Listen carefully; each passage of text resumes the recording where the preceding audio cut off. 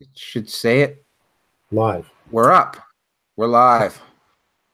So this is Sam Arcan. This is Edmonton Filmmakers Group Hangout number 2 with Gilbert Allan, local director, producer, and all around. Well, when we talked on the phone a few days ago, you've been in the arts community, in the film community for a very, very long time.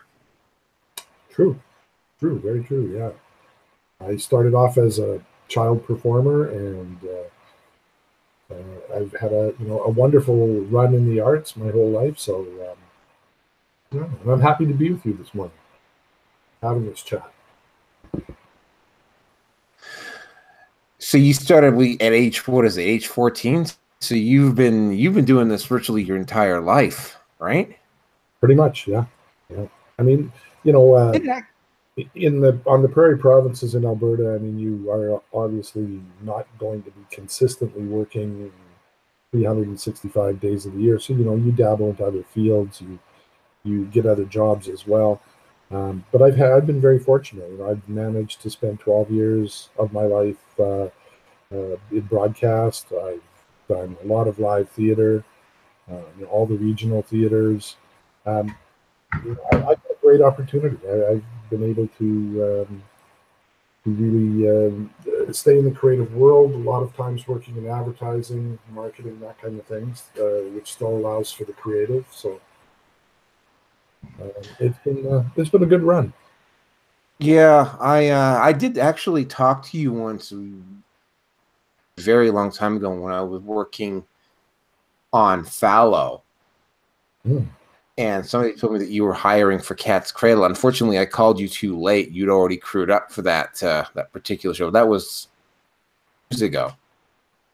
11, actually. 11. Yeah, time flies when you're having fun.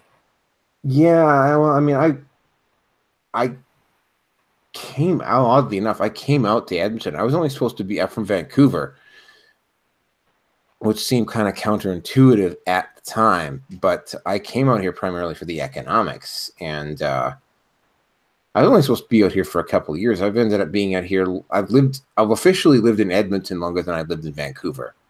Wow. Which is funny, because I never thought that was going to be the case. I thought I was only going to be here for 2 or 3 years. We win. We got you. It looks like you do well. I mean, I just put roots down here, and in order for me to leave now would probably take me about 6 months of organizing just to go back. And I mean, to Vancouver at this point. I mean, although if a job came up there that was going to be long-term and full-time, I would go back. The same thing with Toronto. And there are a lot of people that do go back and forth between. I can think of 2 or 3 people that go back and forth between Vancouver and Toronto and come and spend some time here. Probably mostly during the summer when we do most of the shooting here. But that hasn't happened with me. Yeah, we're seeing a number of people that are living, they keep a home here. And I'm thinking of a certain Steadicam operator who has his home and wife here in Edmonton and is working in Vancouver. And so he's commuting. He comes back on the weekends, or anytime there's a good break. He'll come back to Edmonton, reconnect with the family, but then he's staying in Vancouver working. And most of his year is that way, where he is he a Vancouver resident or is he an Edmonton resident? And it's because of the situation in Vancouver, where they've got $2.6 billion of production going on, it's going to attract some of our better people. And we're seeing a real drain. I know that Tom Cox out of Calgary recently on a news article was, or on a TV news clip, was saying how 2 full A-list crews that he was used to employing for his projects have completely transplanted to Vancouver. Now, will that be a permanent thing? Who knows? But there's been a drain on some of our best talent to satisfy that huge need that they have in Vancouver right now. Yeah, that would have been, like I say, I mean, I've got family in Vancouver, so it wouldn't be much of a transition for me if I was going to do that. I haven't reached that point where I want to. Again, I seem to be slowly developing ties here, although this is something that because I was talking with somebody about this on my other YouTube hangout. Oh, there's a lot of people with Piper King. I mean, a lot of people seem to be moving away from YouTube. I mean, with what I discussed with Piper is that, I mean, when Shaw closed its doors here recently, they were the ones hosting the Alberta YouTubers or the Edmonton YouTubers, Right. and I was in the process of developing a show for that station, which I never even got a chance to submit because they closed their doors. Yeah. Yeah, and you know, the local scene is being impacted on so many levels. I mean, not just with YouTube, but local broadcast is, you know, many people think it's going to disappear entirely, as we know it anyway. You know, there may be some satellite type scenarios that will allow for some local input, but everything seems to be, you know, filtering away from the local and heading to some sort of centralized, uh, you know, situation. And I mean, content is still king. Content will always be king, in my opinion. As long as you've got quality, you know, material, somebody's going to want to see it. But where we lose out is on development.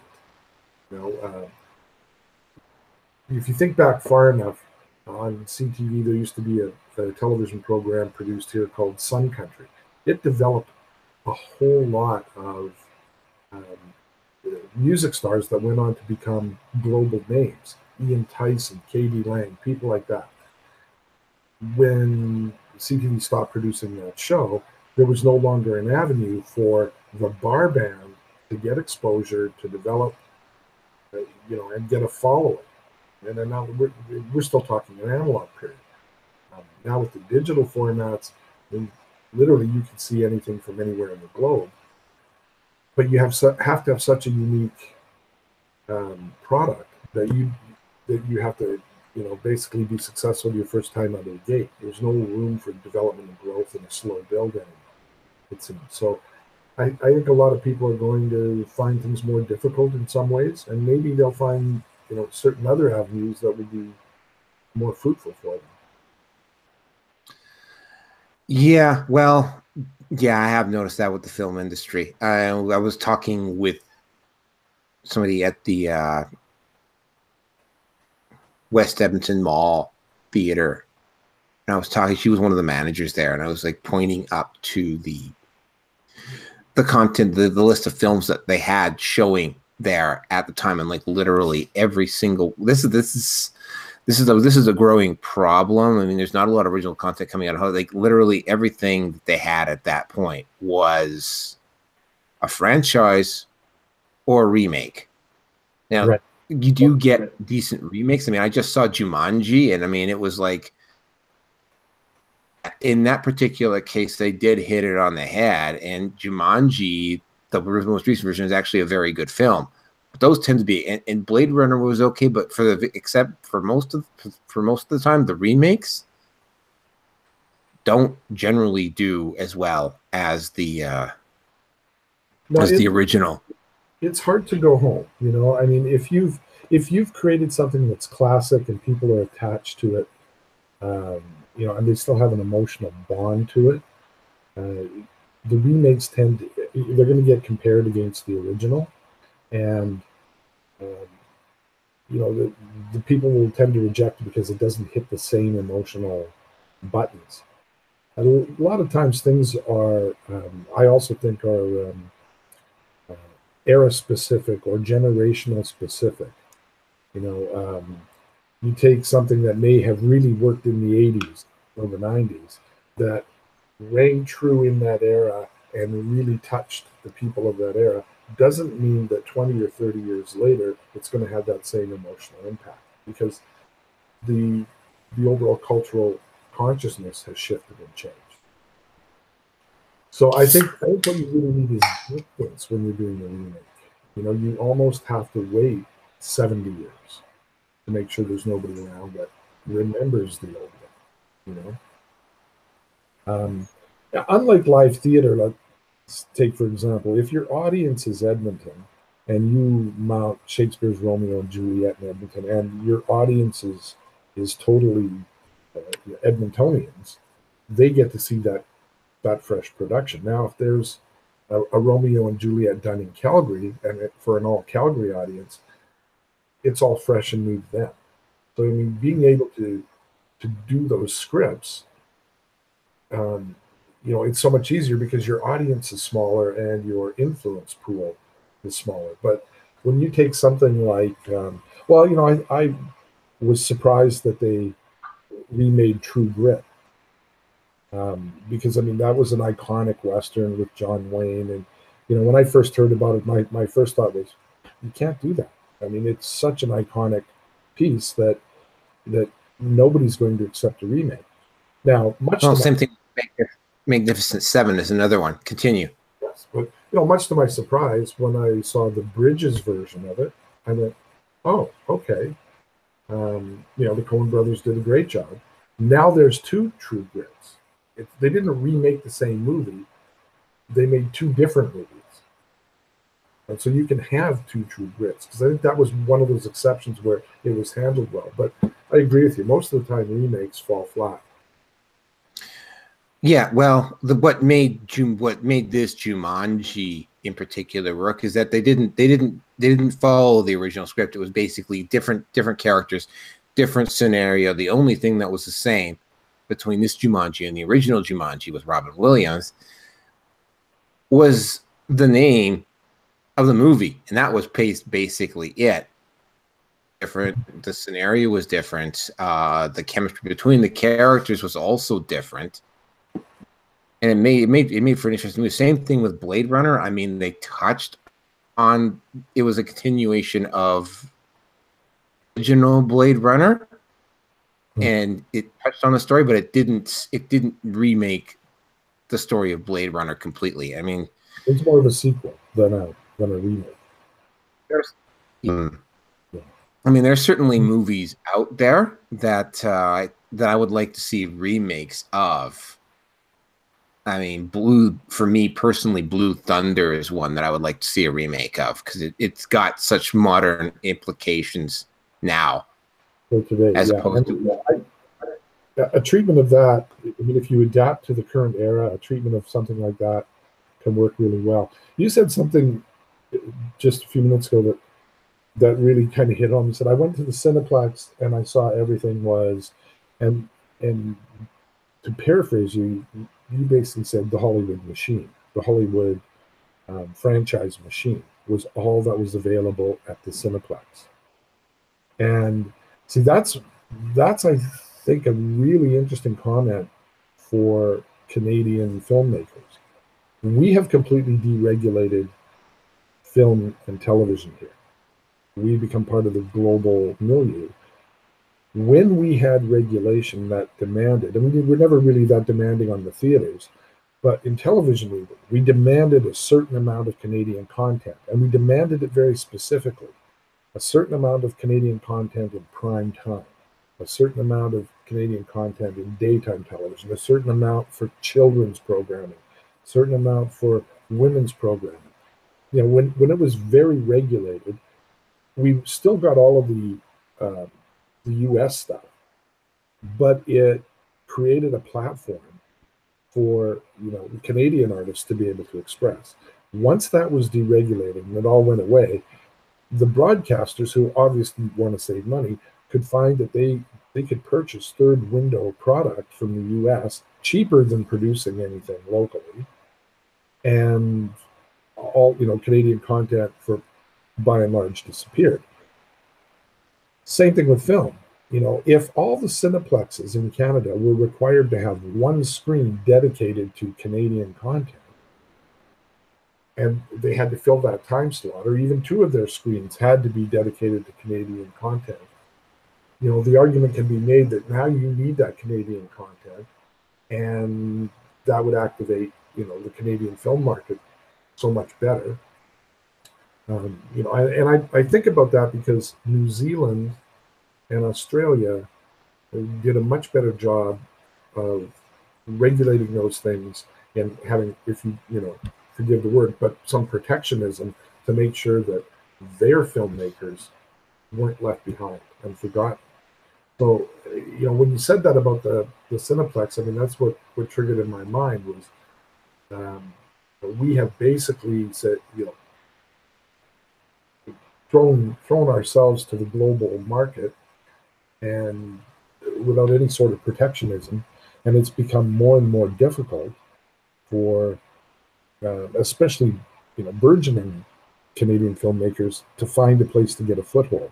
So our market now is the globe and generally the US. So we try and sell ourselves as American filmmakers.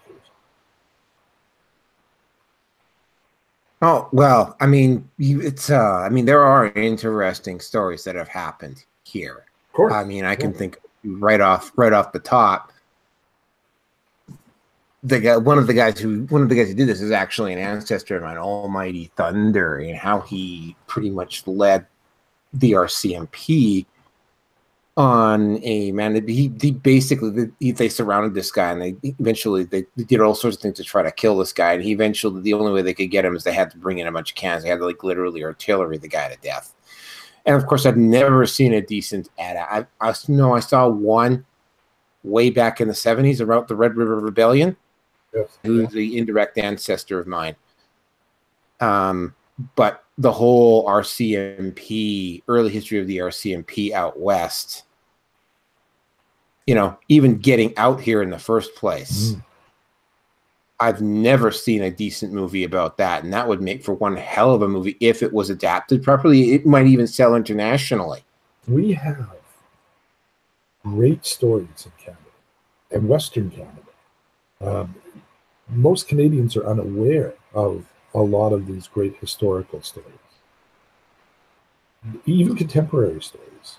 I'm thinking 20 years ago, during one of the heights of one of the oil booms, Dallas was a big TV hit in the U.S. and around the world.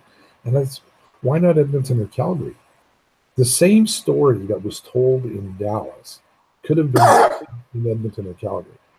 And we just don't seem to we don't seem to have that nationalistic sense of we have a lot of great stories here that need to be told. But then what's the platform for telling them? How do you get that foothold? If you've got a universal story that will appeal to the whole globe, it still needs a starting point.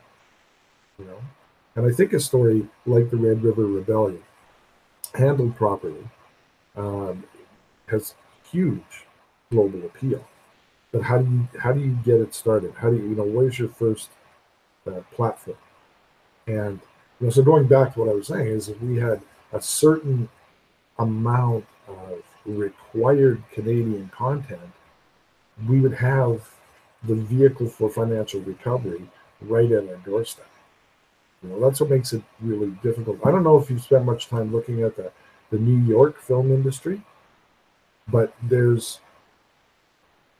state of New York has the same population as Canada. And there are filmmakers who make films that are only released in New York. They run them in art house films and so on because they have such a dense population in that state.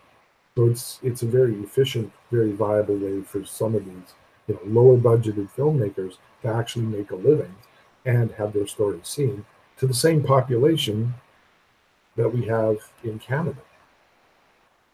And so, it's an easier market for them to do those things. We are essentially, in terms of that scenario, just another state. We're just, in terms of our market size. And if we could conceivably create an environment where Canadian filmmakers could make a Canadian product and share it with Canadians, and there was a definite avenue for it. But to share a Canadian product these days, you'll probably be seeing it through on a US platform. Odds are. Well, I mean, I know that, for instance, that there are marketing agencies. If you're going for funding for a feature, there's marketing agencies. They got charts and everything, so that if assuming you can get on with them, that they can get funding for a feature. But how much you get? So you get certain amounts of money from each country in Europe based upon the type of film you're making. Like, for instance, the Scandinavians, and I don't know why this is, but I have noticed this in particular with Swedes. They are not into science fiction at all. I found that very interesting. I don't know why that is. I do too, because I hadn't heard them. And so, yeah, thank you for that. But I hadn't heard that. And my first thought is why? You know, what would make them have that choice? They're just not. I don't know why that is. They are really into horrors, in gothic, in that type of movie, but they're not into science fictions at all. And it's just it's one of those weird little cultural things. I don't know. I'm not from there. Getting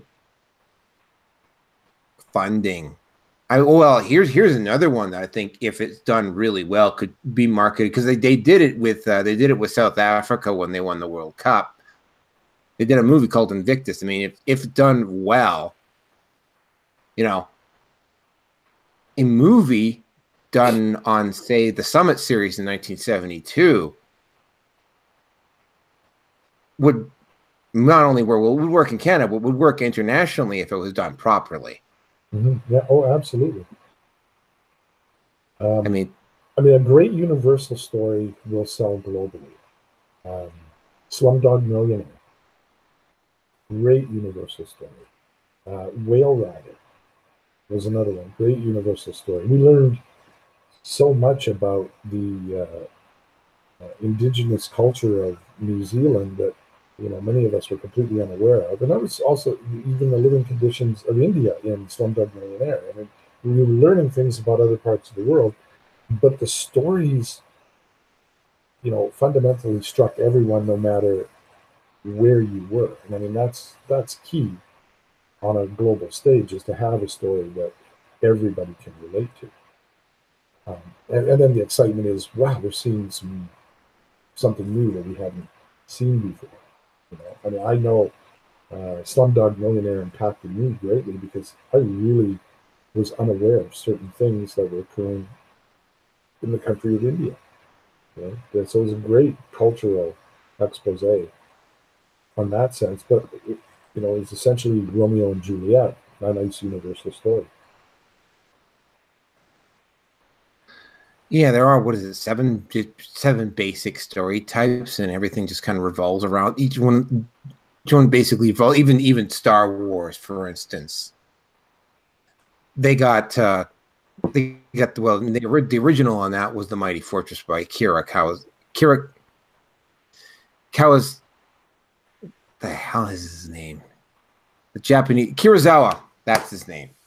Yeah, The Mighty Fortress of Kurosawa. But I mean, the way it was written, it was pulled like almost like right out of Joseph Campbell's The Power of Myth, which is why the story had such a ring to it, an established archetype. Exactly. Yeah, it's got a pretty universal theme. So where do you see? I know I'm the one who's supposed to be answering most of the questions, but where do you see Edmonton filmmakers going in the short term, or even in the long term? Well, because we're right now seeing a lot of activity with a lot of, how do you call it, startup filmmakers in Edmonton. If you're on social media, it seems like there's a post every hour about somebody with some sort of project. But where do how do you see Edmonton shaping up, given our current situation in terms of the economy and so on? Well, well, that's part of the idea of what I'm doing here, and that's also something. I mean, I'm trying to organizing a meetup just specifically with the Edmonton YouTubers, And, essentially establishing a market of your own and creating content. And that's the thing. I mean, that's the wonderful thing about, say, the internet. And now that you can hook it up to your TV, you know, you don't necessarily, because mainstream media, in particular, media and news, is really they're tanking. I mean, Vice, for instance, just lost their funding. They lost $100 million last year. They lost their funding. They're effectively going off the air, and they probably won't be the first network that's going down the tubes. yeah, this yeah, year. no, Um, there's going to be. I think we're going through a real paradigm shift right now with media, and I think some things, including some of the old guard, are going to have to reinvent themselves, reformat, and we're going to see, a lot of things disappear. We found ourselves with a 500 channel universe, but I don't think that 500 channel universe is sustainable economically anymore. no, yeah. I mean, the idea that I had with this channel, and I'm still think this is where I'm going to go with Edmonton Film, is that we stay in constant production. We're confining ourselves strictly to the net for the most part. I mean, yeah, I've got the film screening, and I do eventually plan to make a feature at some point. I don't. Yeah, basically just stay in constant production and have a platform and a support network here locally that people can stay in constant production. I mean, some shows are going to be better than others, obviously, but that's where a lot of it seems to be shifting over to the net, especially now that for instance, we were talking about this earlier about how Shaw just closed down their community access station here. Right. You know, so I mean, that gap has to be filled by somebody. If there's a need and if there's a desire for it. A number of years ago, well, I'm going to say 20 years ago, there was a great argument that with the advent of all the specialty channels, we splintered the audience so much that nobody was sustainable. And I think the internet does that as well. There's talk that YouTube's not going to be around in a few years. It's going to disappear and it'll be replaced by somebody else. But the point being is, if your audience, and let's just take Canada for example, if your audience is 35 million people, and for you to be financially sustainable, you need 10% of that population tuning in at, say, 3.5 million viewers. If there are 500 choices for those 3.5 million people to select from, the number feeding into that economically becomes so small that you can't sustain all 500 of those channels. The same could be said for the internet, is that I dabbled a bit a couple of years ago with the whole Periscope thing. And at one point, we were doing it one of the live broadcasts or live streams. And the Periscope representative was excited because we had 65 viewers. I was like, man, that's like one of the smallest audiences I've ever shown any work to, was 65. And they were excited about that. So it's, I guess the point I'm trying to make is, when you look back at, say, the 1960s in Edmonton, we had 3 TV channels. Television was guaranteed to make money because Edmontonians only had 3 channels to watch. So no matter which channel you were on, advertisers were going to be seen, money was going to be generated for the station and so on. with 500 channels in the same city, you can't guarantee that you have an audience, you know. And I look at some of the channels that exist in cable and I think, what's their viewership? 15 people? You know, like what are some of these channels? Then when we go to the internet, what concerns me is, where do you go? And when you say, let's go to YouTube, when you go to YouTube, it just seems like, you know, there's so much selection that you say, what do I watch? You know, how do I find anything that, you know, how do I find the best stuff that's on YouTube? Yeah, that's you have to, you're effectively running your own business when you start up a YouTube channel. As you mean, you can, same thing with going to Hollywood. It's, I won't say it's the same as winning the lottery, but at least with YouTube, or if Amazon gets, because Amazon apparently is also trying to get into this market as well. with them, is if you're putting out a decent product and you're putting it out consistently, you will eventually develop a following. Again, though, it's not something that happens overnight. I mean, I literally had to write down a 5-year plan, right, when I started doing this. That's sort of where my thinking and question is.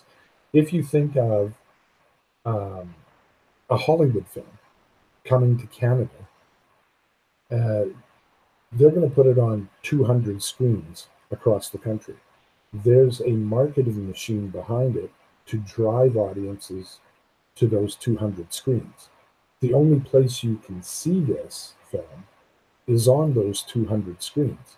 So you are funneling your market directly to your product. When I go to YouTube and I say I could put, you know, a huge blockbuster, I could put the new Star Wars on YouTube, but in that vast universe of 11 million cat videos, how does the viewer know that you know, I've put the new Star Wars on YouTube? You know, how do they know how to find it? How do they, you know, how do they exercise it? And it seems to me that the only way that you develop a following is through a sort of a word of mouth process. Because I mean, my personal viewing habits, I never sit down and say, I'm going to watch YouTube tonight. What happens is, somebody will post something on social media, or somebody will send me an email or a text and say, Gil, here's a link to a video you should see. And it's that word of mouth that triggers me to look at some of these viral videos. So how do we flip the market, and how do we find it? You know, that's what I'm saying. When I'm thinking, you know, 35 years ago, Edmonton had, you know, maybe 28 channels. Well, with those 28 channels, you were limited to 28 selections. When I go into YouTube, I'm limited to, I don't know, what, 1 billion selections? And how do I even find them? You know, how do I know what to look for? How do I know what exists? And that's something that we need to get a handle on, is a system, some sort of marketing system or some sort of directional system that lets us go to YouTube. Because you can. I've sat down with YouTube and I've spent 2 hours and just surfing, searching, trying to see what's out there, trying to get a handle on it. And at the end of that 2-hour period, well, I didn't really see anything that was satisfying. So how do I find that hot ticket item that everybody should be watching? Any thoughts? Yeah. Yeah. I mean, you've got programs on YouTube. How do you drive people to your program? How do you reach it? Do you use traditional marketing? How do you get people seeing what you're putting on YouTube?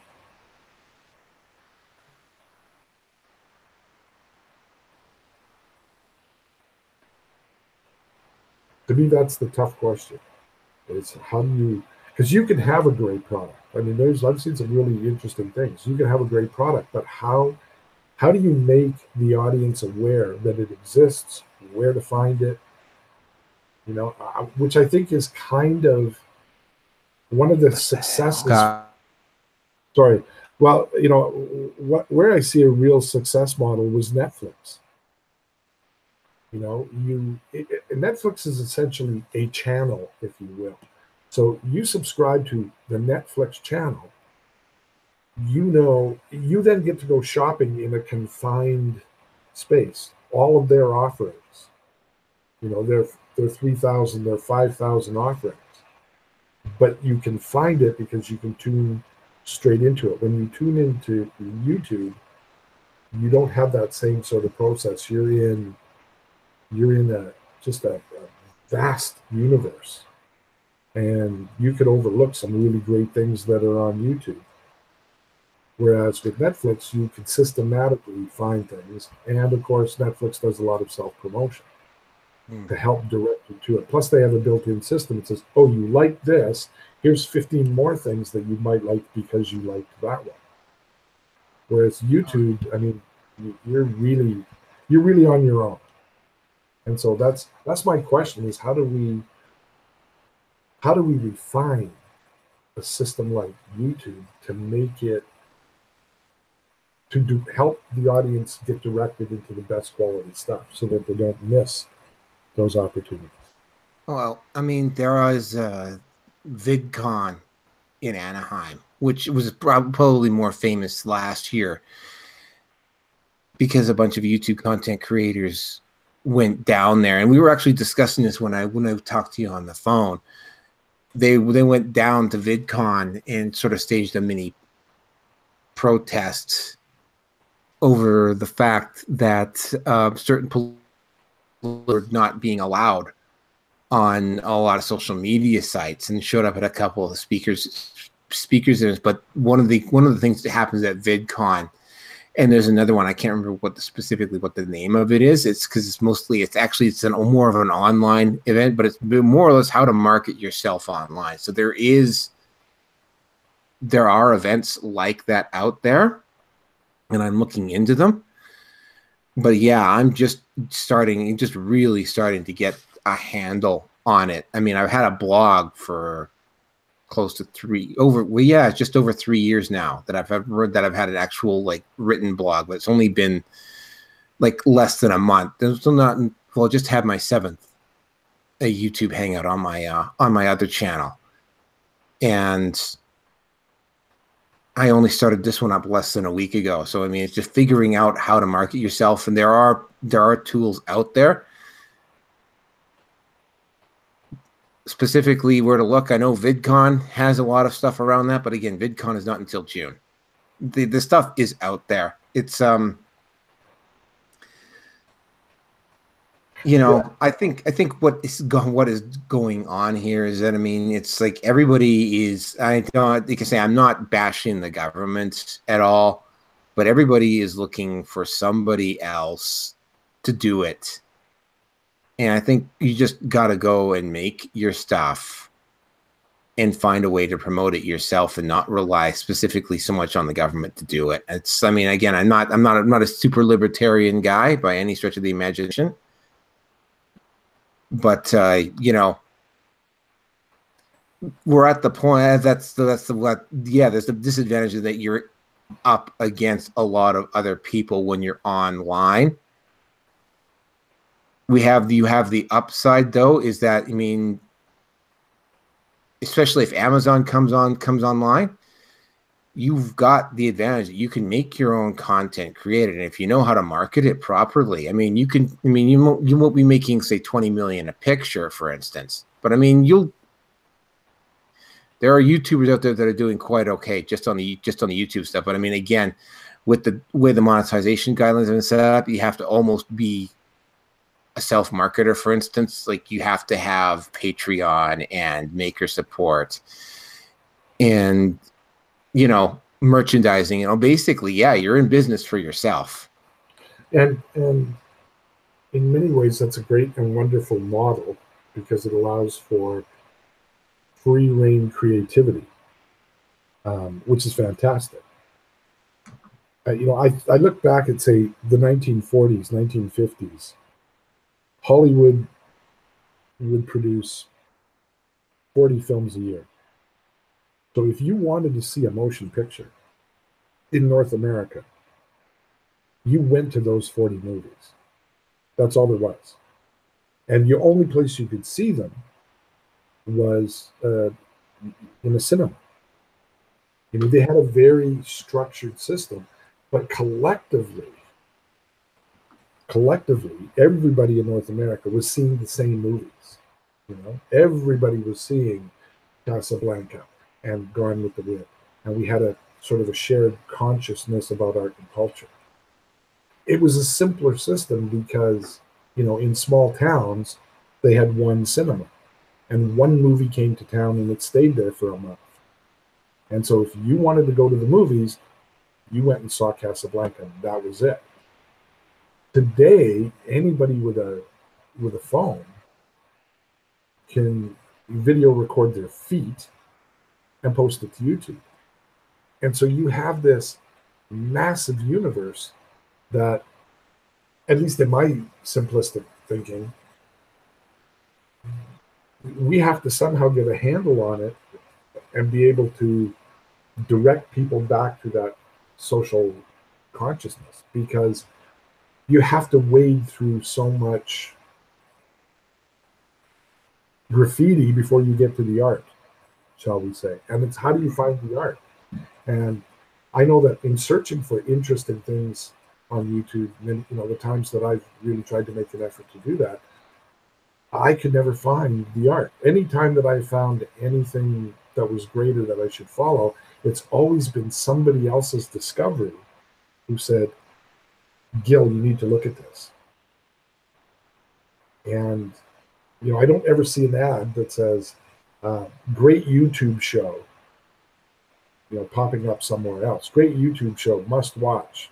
This is about, so somehow I think in this great, huge paradigm shift that we're experiencing, there's some, for lack of a better word, there's some bugs that we've got to work out so that the masses, can be directed into, some of the quality stuff.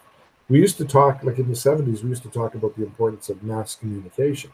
Well, that was essentially television. Television was absolutely king in, the 70s, 80s, 90s, the 60s, those decades. For about 70 years, television was absolutely king of being able to communicate with everyone. And now that has shifted to the internet, but that communication vehicle is so massive that it feels like it's completely out of control. So I look at, the possibilities and go, yeah, YouTube, what a great way to put a product out. But how does one generate revenue? How does one get to all of the audience that you want to get to? There's still a great deal of questions there. And some people say, well, you can't focus on revenue generation, but you as a filmmaker know everything costs money. So how does one absolutely the money to make a quality product? Wonder Woman was $200 million. Their hope at recovering that $200 million was through traditional box office at the Cineplex. So, and if you don't recover that money, you don't get to make Wonder Woman 2. So I think we're going through some kind of birthing pains and metamorphosis right now in terms of communication. And there's vehicles popping up all over the place, but I don't think we have a handle on it yet. Well, we're living one of the YouTube channels. I don't listen to this guy very frequently, but one of the YouTube channels is basically like, what we're going through right now is almost the same as what happened. Actually, it is the same as what happened during the printing press, except it's times 1,000. Because everybody has access to the internet, as opposed to when the printing press came out, very few people knew how to read. So if somebody for instance, this is a big problem with the media right now, the mainstream media. And I've even seen it happen locally here. I won't mention which local celebrity did this, but I mean, he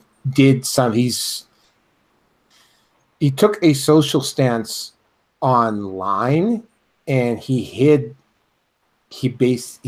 didn't make the video public. He made it private, but if you had the link, you could still see it.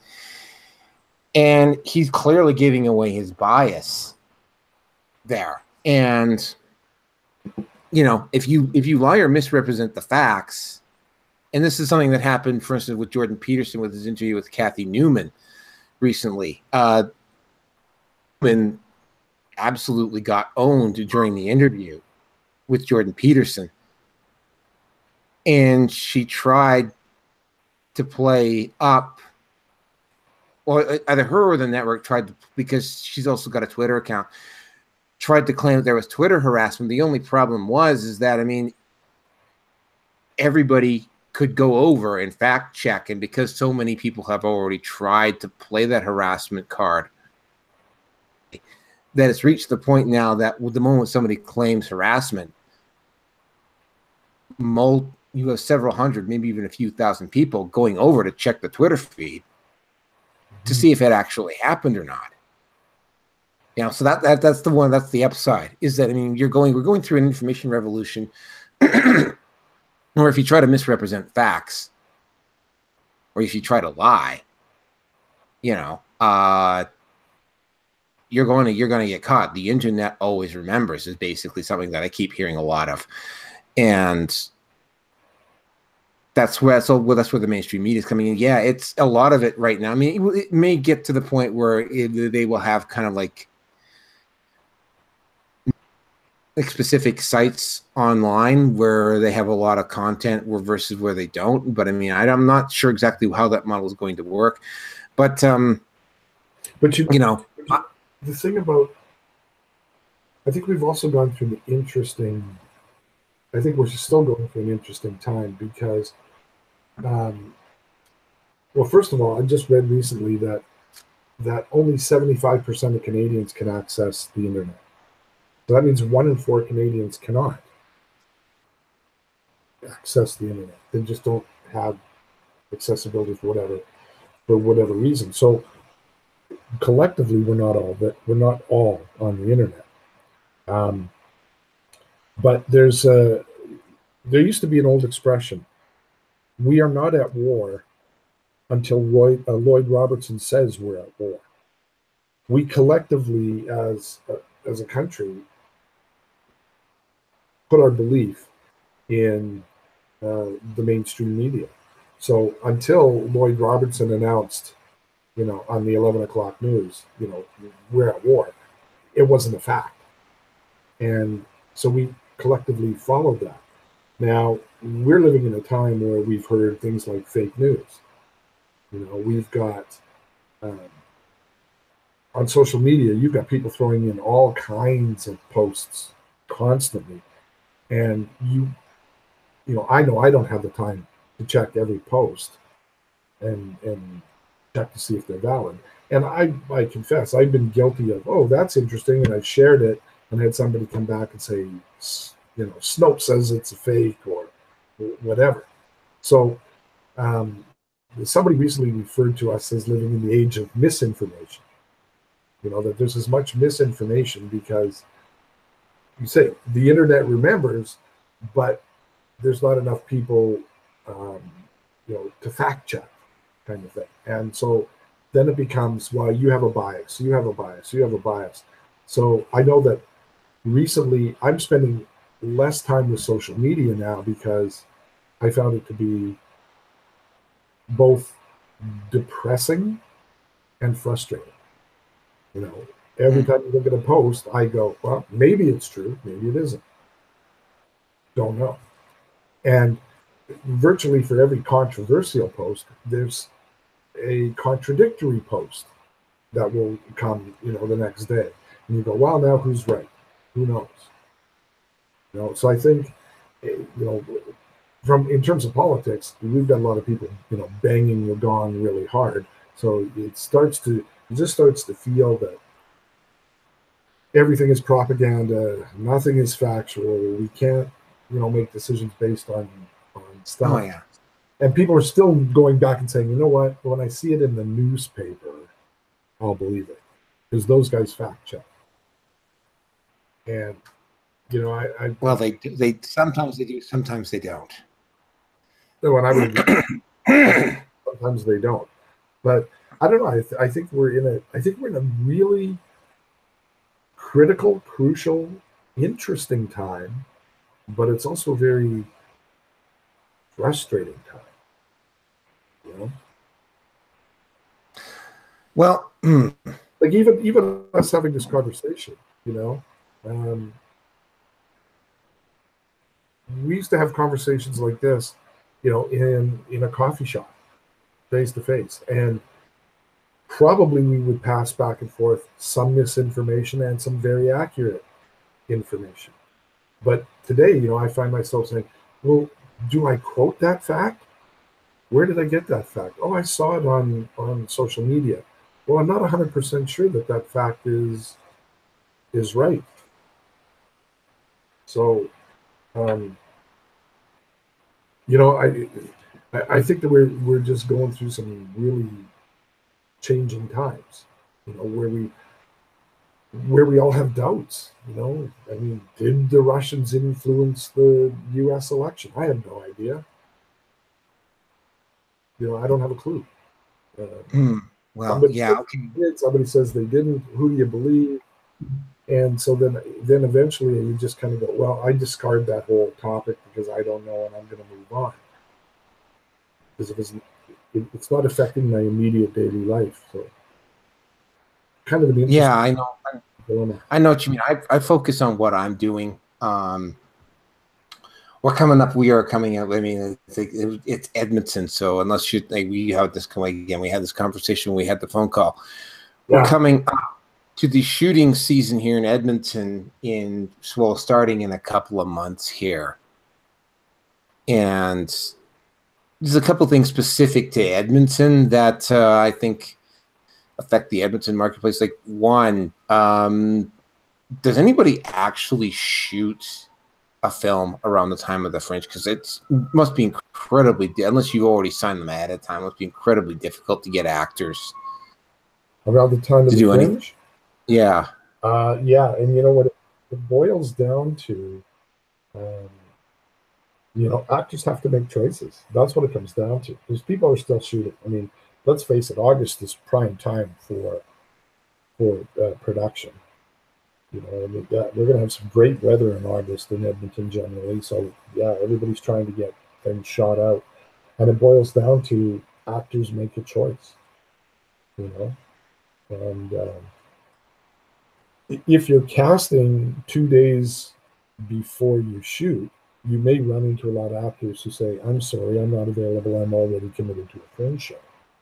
If you cast, in June for an August shoot, then the actor gets to make a choice between the commitment they made in the Fringe, and if they get out of that commitment and do the film instead. So yeah, in Edmonton, the Fringe can be a problem in terms of finding actors, but there's generally, I think, enough actors around that you may not always get your first choice because of that, but you will get an actor. Mm. The other thing I've noticed about Edmonton, as opposed to say Vancouver, is that the theater community here doesn't seem to be as accommodating towards the film and television market as, say, some of the other places in North America I've been to. Like, I know somebody who took drama at U of A, and the drama department at the U of A didn't even want film people going in posting up openings for casting calls at one point at their campus. Huh. Well, I haven't encountered that myself. I haven't found any issues there, but obviously, if that's happened, it may have been a question of timing. I really wouldn't know why they would be opposed to it. Um, the one thing that that is I'm pretty comfortable stating is Edmonton is one of the great theater meccas in North America. I mean, Edmonton theater is world class. Um, Always have had a reputation for that, going well back into the 50s. That for some reason Edmonton has just been a real theater stronghold, and we've produced some of the best theater artists that have gone on globally to do great things. For me, being a theater guy, I have always found that the crossover between um, television, film, and theater has been pretty seamless. That's been my experience anyway. And um, one of my biases as a director when I'm casting, when I'm looking at somebody's resume, is I always look to see what theater they've done. That's one of my biases. I want to know that they've got the foundational skills, and that we're going to be able to speak the same language. So when I'm looking at actors, when I'm making casting selections, I really like to see the theater actors. Actors, actors are actors. They want to act. They want to work. They want to create. And um, I think if they're aware of an audition, they do everything they can to get there. But it kind of saddens me to think that somebody at the U of A would prevent somebody from posting a casting notice, because I haven't heard that.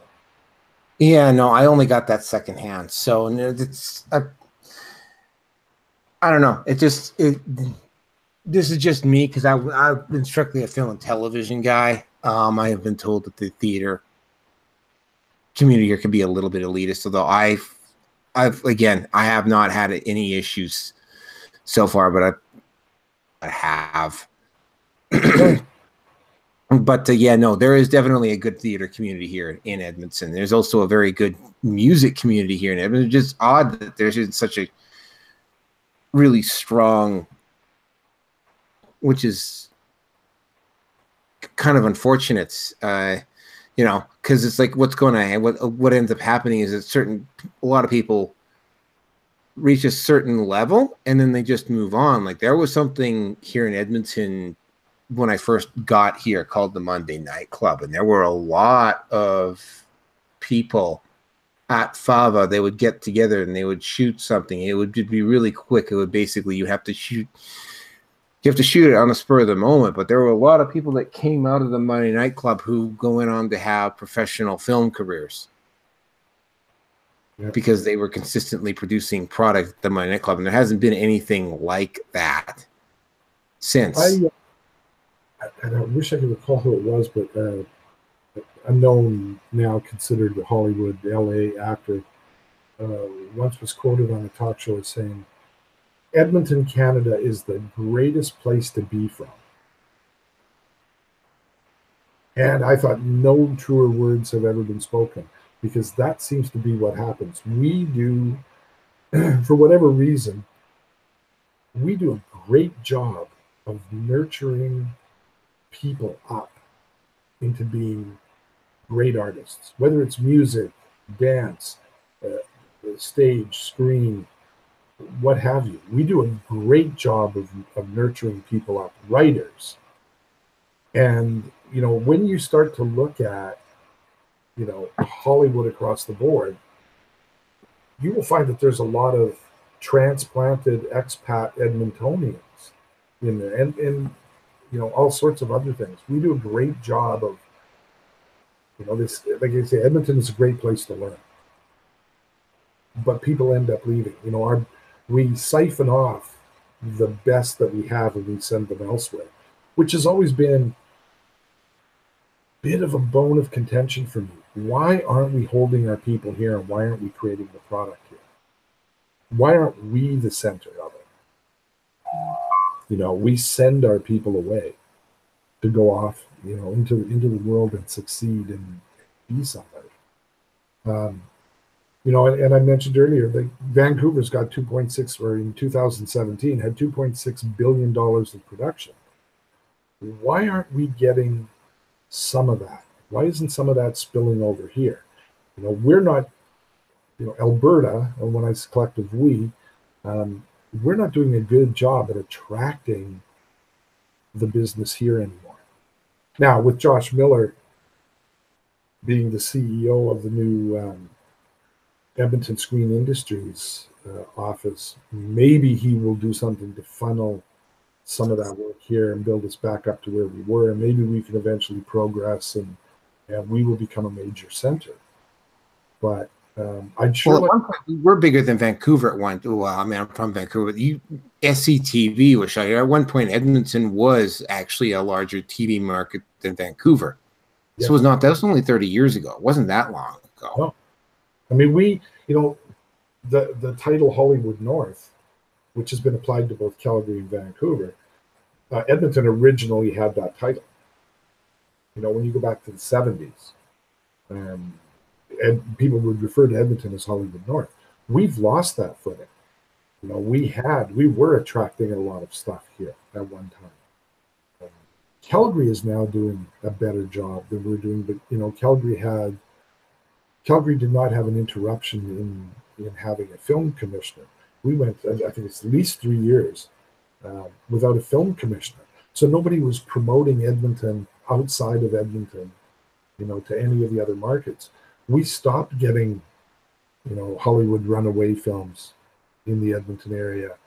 Calgary did a better job of attracting some of that work there. They built a whole new sound stage and so on, as you know. So they're ahead of Edmonton in terms of amount of work and quality of work. We're just, you know, Edmonton has kind of slipped into I'll call it a rut, and we need to get out of that rut and get going again. Some of the visionaries that saw Edmonton as a potential film center, you know, people like Dr. Charles Allard, the Allard family, you know, when they built Alarcom Studios, those were visionaries. And what saddens me is I think we lack those kind of visionaries. In its heyday, Alarcom Studios, you know, was busy all the time. It was a phenomenal place. Some top LA producers who had come up and toured it, and some stayed to do some, you know, create some projects, said it was the best sound stage outside of Hollywood, anywhere. You know, and we were doing okay with things. How did we let that all slide? I mean, that's a big topic. That's something that really needs to be looked at. But that doesn't mean we can't attract it back again. You know, if we have the right visionaries, the right people willing to commit and work, I think that we can bring it all back. Well, we need a studio. I mean, I thought I read something, was it last? I think it was last year, about buying the old Royal Alberta Museum and turning that into a studio. That would have been a great idea. I don't know what happened, but I have never heard anything about it. Studio here would be a good start. The old museum would be a great art center, a great production facility. That thing is, I mean, it's got the space. It's got as a physical plant, there's a lot of potential there. The Alarcom studio is still there, and it's still, you know, with very little. And when I say little, I mean I'm not talking hundreds of dollars, probably, you know, a couple $1 million. That could be brought back online and be absolutely functioning again. But my understanding is it's been bought privately and is essentially a warehouse for an auction company. And I mean, Alberta Film rents some space out of that building. So the physical infrastructure is here. If anybody with deep pockets and a vision were to embrace these things, we could be back online in short order. Mm. And the next part of that is, with the product that's being made, who and where is going to run it, and where is it going to get seen? That's the next part. I mean, I've made shorts And the most frustrating part about it wasn't actually getting the short done. It was getting it into a festival and getting it seen. I literally had to create. I mean, I did eventually get it into one in Taiwan of all places. But I didn't, like getting it seen. Like I've gotten, again, this is just me. I got more hits and more eyeballs watching that show by having my own basically mini festival screening online than I ever did throwing money at festivals. Which basically was just disappeared down a black hole. See, we need to not only create locally, like the Edmonton Short Film Festival is one of the greatest things to come along. I think it's like 4 or 5 years old now, and that has really allowed a vehicle for short films, in Alberta to get exposure, to get to the next step. We need to find vehicles or create vehicles that are going to get those short films in front of larger audiences. We need to get broadcasters or streamers or YouTube or some, we got to keep finding those things that allow those things to be seen and exposed. To really put us on the map, we need to attract business into the Edmonton area again. We need to do that without getting into a whole political thing. Edmonton is going through a really rough time economically. I mean, all of Alberta is going through a rough time economically. Anybody with money is holding on to that money in a wait and see what's going to happen kind of scenario. Nobody wants to invest at this point in anything. There's our economy has stalled. We need to get the high rollers to come back to Alberta and invest in it, and we need to get them to reinvest in things like the arts, motion picture. But we have banked so much on the oil and gas industry in this province that unless it's booming, everything else hurts. That's what I've seen. That's my observation. When we're in a big boom, the money flows. You spoke about Cat's Cradle, which was 11 years ago. When money was coming together and being invested in that film, a lot of it was coming because it was directly associated with the oil and indirectly, other businesses that were making so much money because of the oil boom that they were, able to invest in and diversify. Right now, we just, I have a feature film in post called Core Values. We did secure an Alberta grant as part of the funding for that, but all of our initial budget came from private investment. And let me tell you, being the guy out there with the executive producers pounding the streets, finding money amongst the moneyed people was really hard. Someone that has the pockets to say, I can write a check for $500,000 could only be motivated enough to write a check for $50,000 because they just don't see in the short term, much of the future. So they're holding on to their money, And so until our economy shifts again, until it bounces back, I think we're looking at some tough times there. So, we had a hard time. We had a hard time raising that budget. And in the short term, I don't see it getting any better. We're looking at some other projects right now, and we just shake our heads and say, where are we going to get this money? Because we know, what the financial milieu looks like, and it's not cheery. I wish I could say it was, but it's not cheery. It's really tough.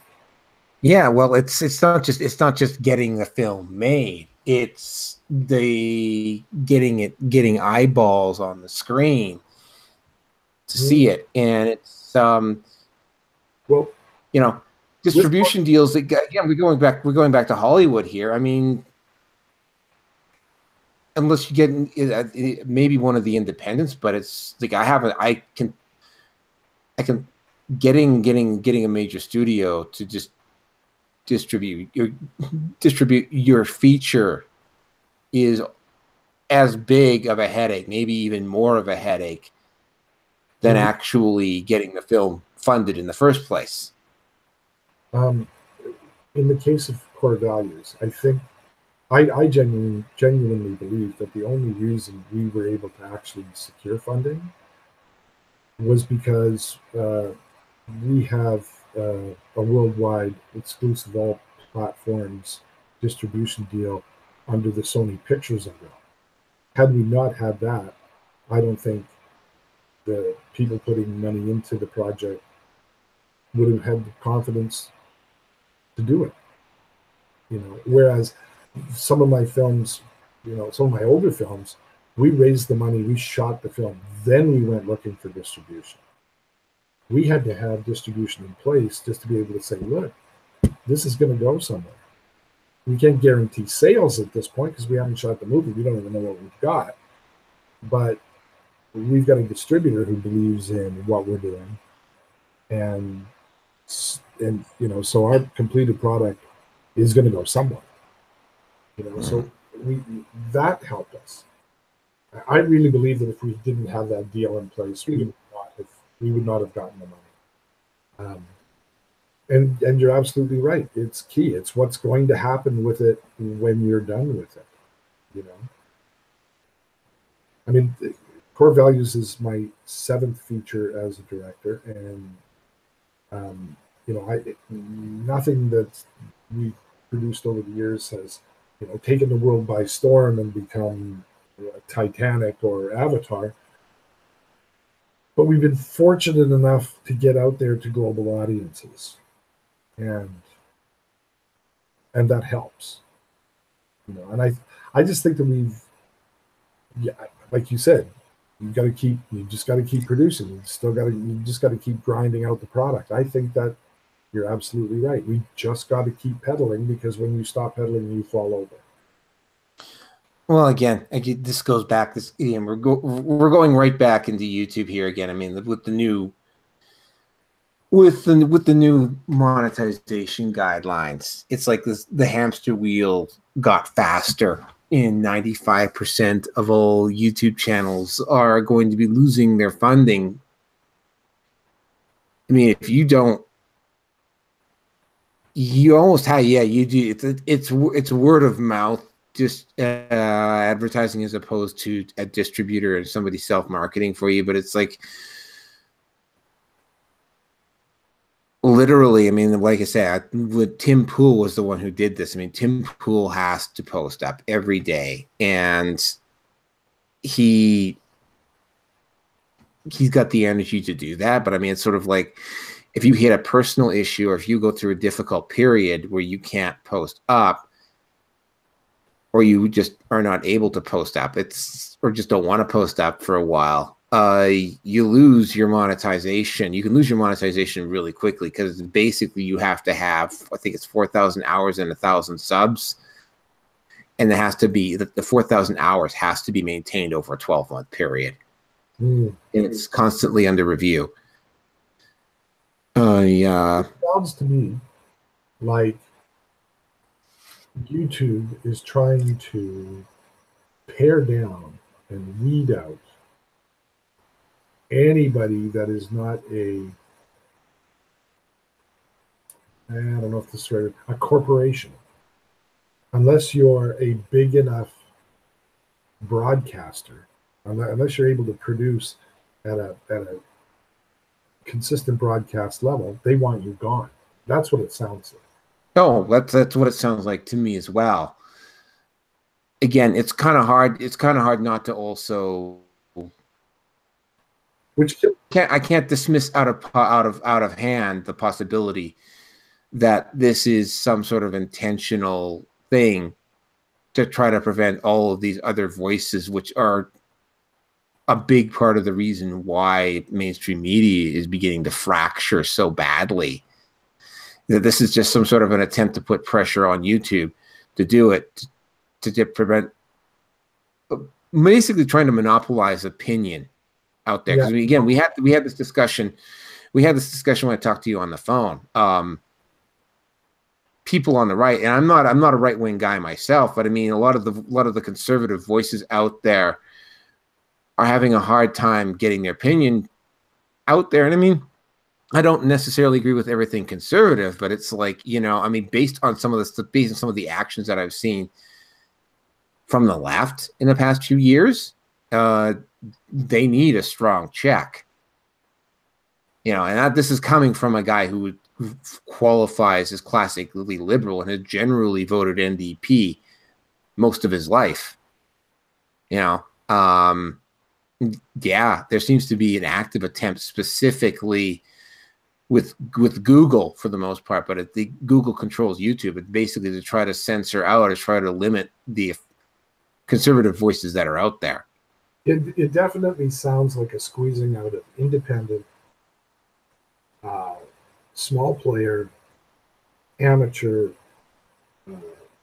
anybody that doesn't fit into some kind of bigger, more corporate-like viability. That's what it sounds like. We will leave you a platform, but it won't be monetized. You will always have your freedom of speech, but you can't support it, and you can't support yourself. It does seem like a play of, and you know, the bigger corporate backers are probably behind that. You know, when you really look at, you know, and recently because of a TV pilot that we're out marketing, you know, really we did some deep search on the streamers, and some of the streamers that are available to the public, when you trace their roots back, they go back to the big four in television. They go back to the to ABC, NBC, CBS, and so on. You know, so these things are still corporately owned. So I'm just kind of surmising that YouTube's now going to position themselves, you know, amongst that corporate elite, and you know, and refine it so that it becomes another broadcast channel for the big guys to keep playing. You know, the reason that Shaw had the community channel that they shut down was because it was in their CRTC license. If they wanted to be cable casters operating in Canada, they were required by law to provide a community channel. They had to have community access, so they weren't allowed to sell cable. Now, initially, in the 70s, when they first came online, all they had to do to satisfy that law was go to a high school football game, put a camera on the 50-yard line and hit record, and just shoot a high school football game badly, and then broadcast it on this community channel that nobody was watching. And it's only been, you know, when they were deregulated recently to save money, they simply shut down their community channel. So, it was put in place as a form of protectionism so that the community could have a voice. And so when it was deregulated, well, then the community lost its voice. And nobody really cares because there are other vehicles for that voice now. And YouTube was one of them.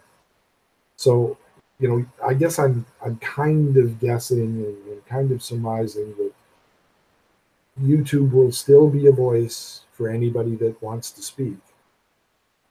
It'll still be available. And it's an offering. But I think they're going to refine, it looks like they're going to try and refine YouTube into, shall we call it, another form of Netflix, so that only the big guys can have the real voice and attract those eyeballs. Yeah, that pretty much sounds the way they're going. And then they can do it right now because they're the only. I mean, Vimeo is there, and Vimeo is pretty big. The only thing about Vimeo is that Vimeo is not really set up in a way to monetize properly.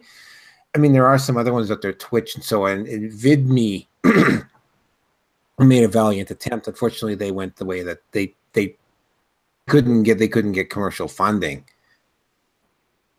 But I mean, unless Amazon comes online, you know, YouTube basically sets the rules at this point when it comes to this sort of thing. And I mean, again, there are other ways to monetize. And I mean, I am probably I keep meaning to do it, but I haven't gotten on to Patreon and maker support yet. Although I'm probably going to have to, because I mean, I'm just this particular channel, for instance. When I started it up, I mean, I had my other channel for, well, I've had it over a year, but I only recently started having YouTube Hangouts on it. But for instance, the Edmonton Filmmakers Group channel, I started reaching out to people in the community and saying, would you like to do an interview on this topic like I did with you? I'm shocked at the number of people that have said yes. Like, I mean, I'm like literally, I've got somebody Sunday. I will probably have another one or two next week. I mean, I could literally do this every single day if I wanted to, if I was willing to, if I had the time and the energy to put the effort into doing it. I mean, I could do this full time, but if I was going to do that and do the other channel, I would actually have to monetize, because it's like, I mean, you know, like one of the things that's happened, and this is just my personal issue, is that in the last month or so, you know, I'm working a day job and I'm doing this, and you know, I'm a guy who goes to the gym a lot, and I like to be in shape. And I'm at that age now where if I'm not going to the gym, if I'm not constantly working out, I'm not constantly paying attention to my health, I tend to lose it really quickly. I turned 50 last year, so I mean, I'm not as old as you are, but when you get to that age, you have to start paying attention to that stuff a lot more than you used to. Mm-hmm. You know, so it's at the situation where it's, you know, if you want to be an independent producer, you have to figure out a way to monetize, and you have to be willing to put your name out there. Like, I mean, for instance, what I had to do, and I get a lot of flack for this, especially on Reddit, is that I have to like literally go on subreddits and put my blog up. And some people get really pissed off because I'm effectively spamming. And I'm like, well, you know what? If I don't do this, I'm not going to get any eyeballs. You know, so you have to make noise for people to see you, right? Unless I have a distributor, which I don't. And I mean, there might be at some point, there might be some organization that will help you distribute your stuff to sites online. That's something that actually I think is something that maybe can be organized at some level, but I mean, it's currently not there. And again, my big concern around this, and we're talking the internet here, I mean, but I mean, you run into the same issue with film, is that it has to be nonpartisan politically and socially for the most part. I mean, there's obviously certain content that you can't allow that have to be rather strictly defined.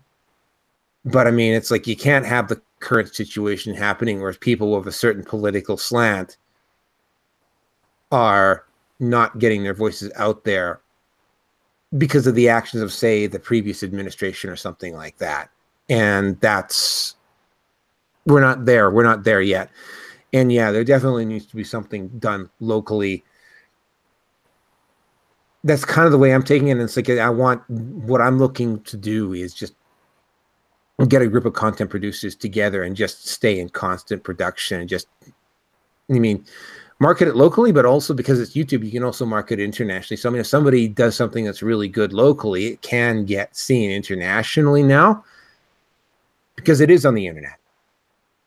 So you've got the best of both worlds on paper. Yes. Yes, and I agree. You know, this is fun. I mean, chatting with you is a good time. If you look at the clock, you know that I... Yes, I know. I was about to end it myself here.